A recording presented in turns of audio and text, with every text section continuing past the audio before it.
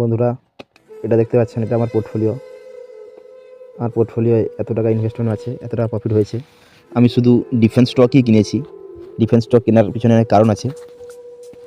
সামনে যা পরিস্থিতি চলছে, ডিফেন্স স্টক ছাড়া আর অন্য স্টক উঠবে বলে আমার মনে হয় না। তাই আমি এতগুলো ডিফেন্স স্টক এত টাকার এনেছি। বন্ধুরা, আপনারাও আনতে পারেন। দেখেন, এক্সিস ক্যাটস টেকনোলজি, এটা 5% করে আপার সার্কিট মারছে। পরশ ডিফেন্স, এটা 6.5% রিটার্ন দিয়েছে।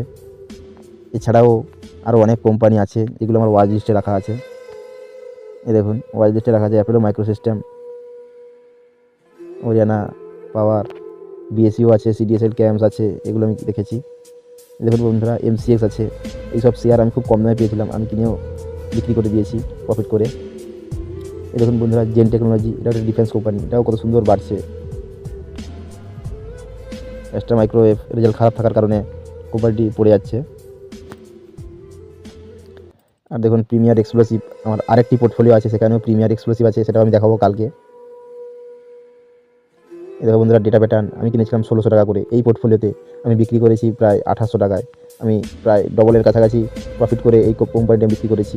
এখন কোম্পানিটা খুব ভালো রেজাল্ট দিয়ে